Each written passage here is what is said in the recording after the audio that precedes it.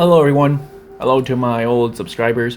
Today we're going to be watching what Hearts of Iron 4 really messed up with. It's basically an overview of what the game should be better in regarding content, regarding what it should have, what it should not have. And it's going to be a first time, it's a dip, okay? So for our first critique is down here in the Spanish focus tree and also the days, which I've checked out. For stopping the anarchist uprising, it is only 140 days to the 280 or 150 days. As you can see here, if you disband the army, it will activate a mission called Impending Anarchist Uprising. We're gonna auto-complete some focuses. I know it will break the game somewhat, but it doesn't really matter because it will not be speeding up time. We will do this one. Demand ministerial positions, arm the workers' militias, carry down Stalinist doctrines, and now, as you will see, the starting date is 246 days, plus 180.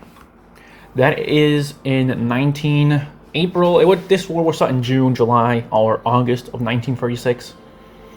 So it would end around December 1936 if you do this focus, which the AI usually does not, or they do, which brings it up to 386 days. The Civil War ends, historically, in 1939, April 1st. So it should be, in my opinion, 386 days should be increased to 1,000 days or 900 days, more or less, from the start of the Civil War. That way,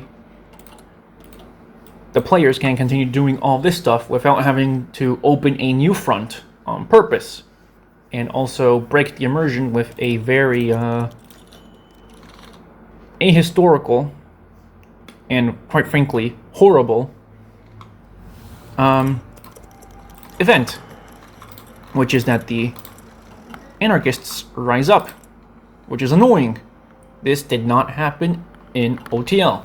This works well if it's an alternate history event, if you go down this path, or if the war drags on way past the original ending date, which is 1,900 or 900 days or 1,000 days, and then, or the Civil War ends against the nationalists, they can indeed rise up. Anti-fascist unity should not be here. It should be here. And this would, of course, go here. But Paradox, in all their greatness, decided to give us a three-sided civil war. Or historical. Despite the anarchists, the leadership, ironically, of the anarchists were very much dependent on the central government of the Republic of Spain to keep themselves up and running. Another one, France. Ban communism is only on this side of the tree, and ban the leagues is only by itself here. You can have the Popular Front, but historically they also banned the Communist Party. They should not have to do this by itself with ban communism. They should have it over here or here, make it shared, so they're not mutually exclusive. Because historically, the Popular Front also banned the Communist Party.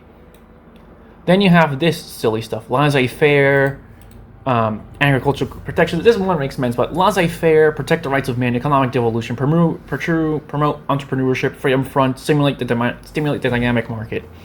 As the leagues who want national regeneration, which they can go to Debelag, they can even go the Fascist Party, Francisque de la Roque with Parti Social, or Jacques de Roth, the Parti Populaire, can literally become, they're very much anti-market people. Why is this here?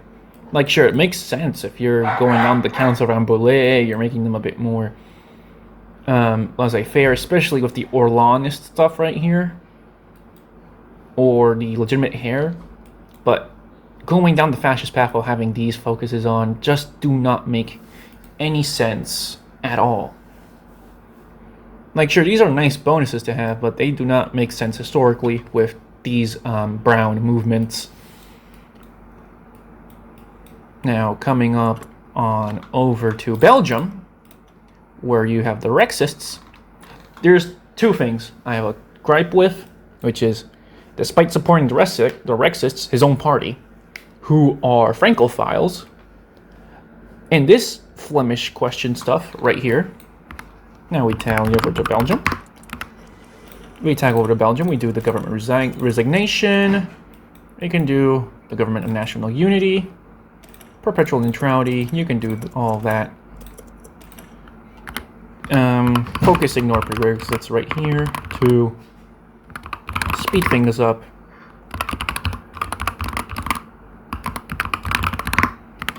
You will have focus, no checks. Royal intervention. Go with Leon de Grelle. Now you have Leon de Grelle. What you have here is you can literally support the VNV and have no change in leadership, no change in who is leading the country. It's Leon de Grelle now. But he will literally go with the Flemish Separatist Party. The Flemish Separatists, which Hooy should have, is a tag for Wallonia and a tag for Flanders. This Flanders should separate itself, and Wallonia should be led by de Grelle, while the North should be led by the historical leaders of the VNV. But oh well, there goes Paradox. Now, as I was saying, you support the Rexists, and then you go down here to the Flemish question. As a Francophile, you can literally have this event. You can prioritize Dutch. You can prioritize the literal Dutch language, or define it by both cultures. Historically, it should be French should be prioritized, or maybe even make it the only option, because you are a Rexist. You should have French. If you were Dutch, you could literally have Flanders ascends. Like, it literally does so right here. It literally changes with the Dutch language primacy. Here, have French. This is what should happen.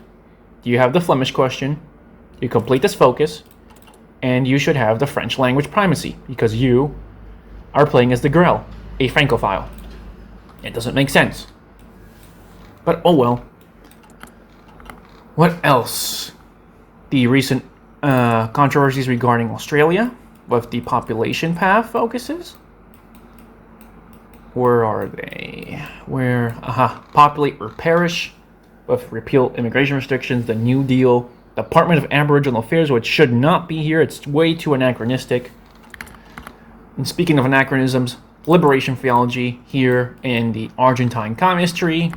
That came up years later, and I think there's something similar. No. In Argentina, it's way more explicit that it's very much anachronistic. United States fascist path with the economic stuff. This is fake. They will not pursue these programs. They would not pursue none of these programs. They are much more radical New Dealers. They are basically, this would make sense if you reestablish the gold standard as Alf Landon. Then you have America First coming up with Charles Coughlin agitating more stuff. You have the Adjusted Compensation Act, Labor Management Relations. Extend the Chinese Exclusion Act, sure, makes sense. Income tax reform with Alf Landon and in Voter Registration Act. But with the silver shirts, they should not privatize the TVA. They will not be in favor of the private sector. They will not deregulate. This makes sense. This literally made sense. It's carefully guided programs. It's literally corporatism. But then they're like, oh, let's privatize something that's literally based on Bellamyism that we are in favor of. No, they will not do that, and neither this. And this one is, well, this one makes any sense. This does make some sense, but with the localization, it does not. So, and then you have this little meme path of the Confederacy. I have my mixed opinions on it, but I guess it's fun. But yeah, that's ahistorical on that end. The Caudillos here, hey look, let's be liberals with Mexico. Let's go to Mexico right now. Let's go to Mexico. Let's go National Bank. Liberalize the banking center.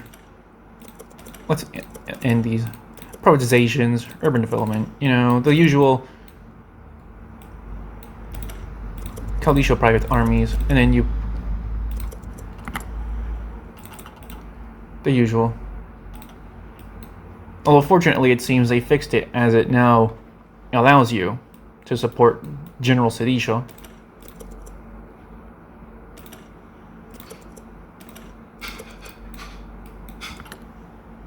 Now you have him as a field marshal, from what I see. Now you have Cedillo. So you have this liberal side, at least. A bit more forceful, but the liberal side is no longer the so-called fascist one. And he gives you good bonuses.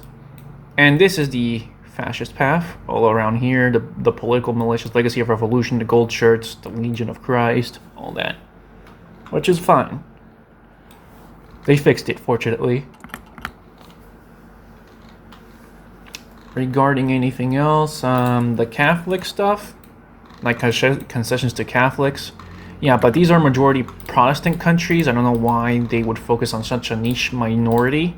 Like, it's true for Lithuania from what I think, but Latvia and Estonia, not so much. It should be concessions for Christians, at least. At least the Paradox can. And while there's the whole populated states having the wrong number of people living there, like literally, those videos have been done to death already. Indonesia having way too little content. There's no soy pomo path. There's no soy pomo path. You can literally do guide democracy with Sukarno, but you cannot have soy pomo do a fascist version of it. Leading the integralist faction. There's the democratic one and the quite pathetic small communist one. And yeah, it was a little bit underwhelming to say the least. And frankly, there could be more done with it. Like, there's a lot of things I have about Hearts of Iron 4 that I cannot say in this video, but I have in various times done so in the forums regarding suggestions on my profile. And clearly the game has potential. Just don't mess it up with... I'm not saying don't go ahistorical or don't go alt-hist, but like, if you want to go alt-hist, at least make it, you know, based on something tangible and real regarding the person's ideas. Like, sure, Mussolini can reform the Roman Empire. I'm not going to deny that, but like, he's not going to become, say, a monarchist or something like that. He can reform Mane Nostrum in the vein of an Italian labor empire, you know, based on his party. And then you have the version for monarchists, etc. But like, you can still have those crazy ass formables while basing it on some tangible idea of the person's ideology, without compromising the gameplay. You can just make it more like, it's like a pet peeve. And also for cosmetics, there's no reason why you cannot change, say, cosmetics or portraits or names, because you cannot touch them without fucking up the checksum. Like Guardia Nacional. If you go Guardia Nacional and then you have Hitler here escape or supposedly die in a civil war, he should appear, and it says, oh, you can change the party name from Guardia Nacional and change it to Guardia Nacional again. But you try to change it, and it ruins the checksum to, say, NSDAP, because you literally formed the Fourth Reich, but yet it's not Guardia Nacional anymore. It's literally the NSDAP in Argentina. And that is what peeves me off. And the rather horrible name for the Peronist Party is that, yeah, you can literally have the Peronist Party, and it has this horrible shorthand name. And frankly, it's a matter regarding content and stuff, you know? Content that is half finished, buggy, and a number of times historically not immersive. Like, even all historical. I'm just asking for an immersive alt-hist, and not, say, made up BS that they have to flip-flop, like the USA here. And there's even, like, for all those that you don't know, in the files, there's literally a technocrat path for the United States of America in their focus tree, but they do not do so. Unless it's a secret path which can be opened, but I doubt it. But it's literally there in the files, unused. Like, you really have they had a idea for giving the technocrats of the United States of America to pop up and appear. The Soviet Union could have done so well with a democracy path, but oh well, you either have the Romanovs or the fascists, and you can have all this juicy stuff. It's all fun in games, you know, but like, there's no democracy path, the left opposition, and quite frankly, it's quite tiring to see good content be wasted. So yes, regarding Spain, like I said before, swap these two out. And give this one add more days until like 1939, in which you already passed, say, June or July 1939. They should rise up, regardless if you're fighting against the nationalists or not. They should rise up, and you should have these bonuses, especially if you want to remove them much earlier, or have them be an autonomous puppet of some kind. I'm not sure. Oh well, that's my 2 cents for Hearts of Iron 4, for the future of Hearts of Iron 4. Maybe do some reworks about these old focus trees. Maybe add some for France. Maybe finally add Egypt and the co-dominion of Sudan, of Egypt, Anglo-Egyptian Sudan, right here, to add more countries. And quite frankly, just improve the formables, the gameplay, less bugs, help us with the coding, modernize the coding, streamline the coding, be able to put in the Qualsource engine with new options to use more threads, because it's an old engine, by the way, and they thought that one single core, single thread was the future, when clearly it was not. But it still runs fine. It's a very fast game, as you can see. Even 1945. I played this game in 1945. It goes fast as hell. But, yeah, performance, errors, bugs, and the historical immersion.